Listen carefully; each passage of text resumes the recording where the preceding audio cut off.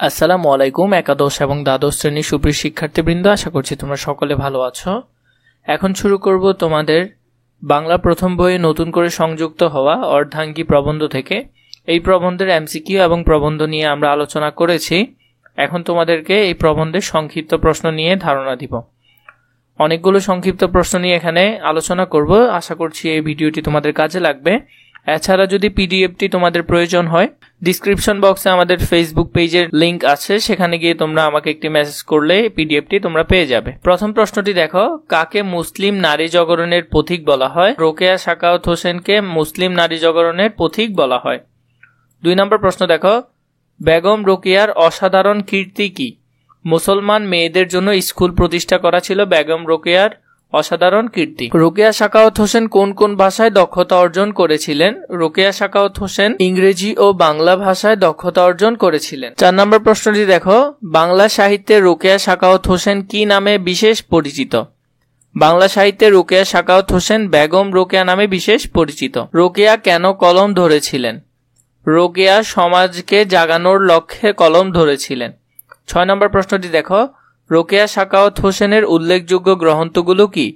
রোকেয়া সাখাওয়াত হোসেনের উল্লেখযোগ্য গ্রন্থগুলো হলো পদ্মরাগ, অবরোধবাসিনী, মতিচুর। এগুলো ভালো করে দেখবে, এগুলো থেকে বারবার এমসিকিউ এবং সংক্ষিপ্ত প্রশ্ন হয়ে থাকে। রোকেয়া রচিত ইংরেজি গল্প কোনটি? রোকেয়া রচিত ইংরেজি গল্প হলো সুলতানা স্ট্রিম।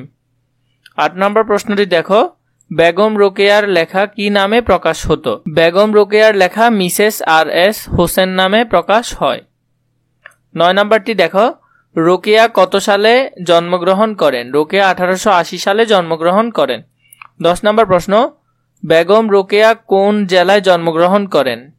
বেগম রোকেয়া রংপুর জেলায় জন্মগ্রহণ করেন। 11 নম্বর প্রশ্ন, রোকেয়া কোন থানায় জন্মগ্রহণ করেন? রোকেয়া মিঠাপুকুর থানায় জন্মগ্রহণ করেন। 12 নম্বরটি দেখো, রোকেয়া কোন গ্রামে জন্মগ্রহণ করেন? রোকেয়া পায়রাবন্দ গ্রামে জন্মগ্রহণ করেন। 13 নম্বর, রোকেয়া কত সালে মৃত্যুবরণ করেন?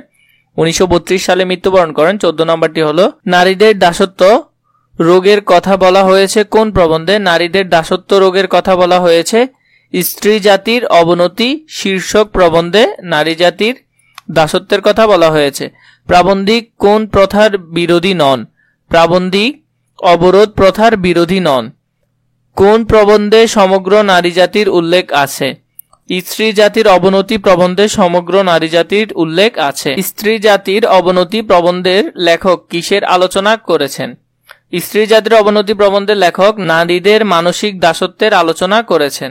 মানসিক দাসত্বের দৃষ্টান্ত স্বরূপ লেখক কাদের কথা বলেছেন? মানসিক দাসত্বের দৃষ্টান্ত স্বরূপ লেখক ফার্সি মহিলাদের কথা বলেছেন। কাদের পর্দা ভাঙ্গায় সক্রিয় বৈশিষ্ট্যের পরিচয় পাওয়া যায় না? ফার্সিয়ান মহিলাদের। 20 নম্বরটি দেখো, কারা বিলাতি সভ্যতার অনুকরণ করতে গিয়ে স্ত্রীদের পর্দার বাইরে এনেছে? ফার্সিয়ানরা বিলাতি সভ্যতার অনুকরণ করতে গিয়ে স্ত্রীদের পর্দার বাইরে এনেছে। কে আমেরিকা আবিষ্কার করতে কৃত সংকল্প হন? কলম্বাস আমেরিকা আবিষ্কার করতে কৃত সংকল্প হন। গুরুলোকে কাকে আদর্শ রূপে দেখিয়ে থাকেন? গুরুলোক সীতা দেবীকে আদর্শ রূপে দেখিয়ে থাকেন। কে প্রেমিক ধার্মিক? সবই। রামচন্দ্র প্রেমিক ধার্মিক সবই। রাম সীতার প্রতি কেমন আচরণ করত? রাম সীতার প্রতি পুতুলের মতো আচরণ করত। কাকে হস্তপদ থাকা সত্ত্বেও পুত্তলিকা অচেতন পদার্থ বলা হয়? সীতাকে হস্তপদ থাকা সত্ত্বেও পুত্তলিকা অচেতন পদার্থ বলা হয়। কে স্বামিত্বের 16 আনা পরিচয় দিয়েছে? রাম স্বামিত্বের 16 আনা পরিচয় দিয়েছে। কারা বলেন সংসারিক জীবন দ্বিচক্রের শকটের মতো? শুক্লকেশ বুদ্ধিমানগণ বলেন সংসারী জীবন দ্বিচক্র শকটের মতো। ইংরেজি ভাষায় কথায় কথায় স্ত্রীকে কি বলা হয়? ইংরেজি ভাষায় কথায় কথায় স্ত্রীকে অংশিনী বলা হয়। জীবনের কর্তব্য কেমন? জীবনের কর্তব্য অতি গুরুতর।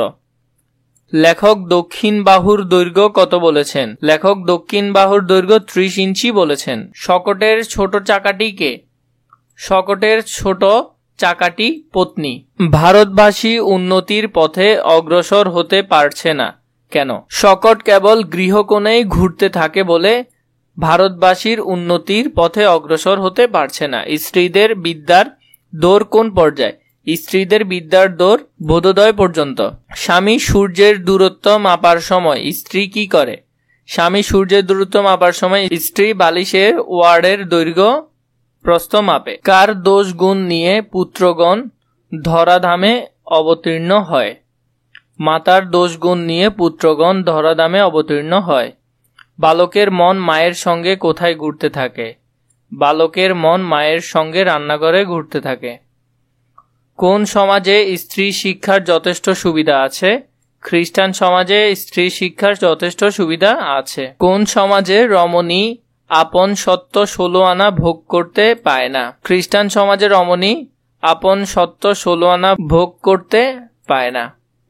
কতজন নারী একজন নরের সমতুল্য? 2 জন নারী একজন নরের সমতুল্য। কোন আইনে পৈতৃক সম্পত্তি কন্যা পুত্রের অর্ধেক ভাগ পাবে? মোহাম্মদীয় আইন পৈতৃক সম্পত্তিতে কন্যা পুত্রের অর্ধেক সম্পদ পাবে। কোনগুলো অপার্থিব সম্পত্তি? পিতার স্নেহ যত্ন অপার্থিব সম্পত্তি। কুরআন শরীফ স্মরণ শক্তির সাহায্যে কোন পাখির মতো আবৃত্তি করা হয়?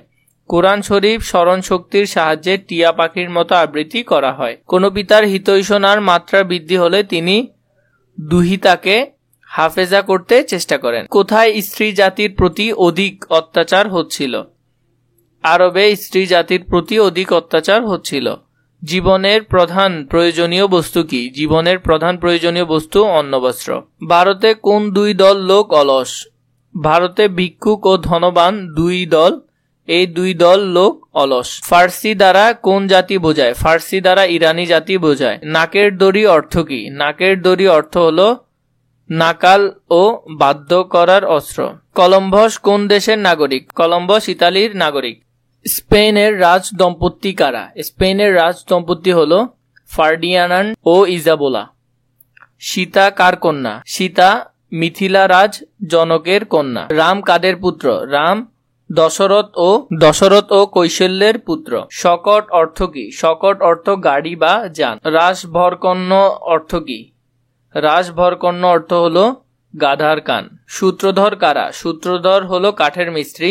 অর্ধাঙ্গী প্রবন্ধের কোন সময়ের কথা বলা হয়েছে? অর্ধাঙ্গী প্রবন্ধে 19 শতকের শেষ ও 20 শতকের গোড়ার কথা বলা হয়েছে। সমাজ এগিয়ে যেতে না পারার কারণ কি? সমাজ এগিয়ে যেতে না পারার কারণ হলো নারী সমাজকে অবনত রাখা। সমাজ এগিয়ে যেতে পুরুষ সমাজের দৃষ্টিভঙ্গি পরিবর্তন প্রয়োজন।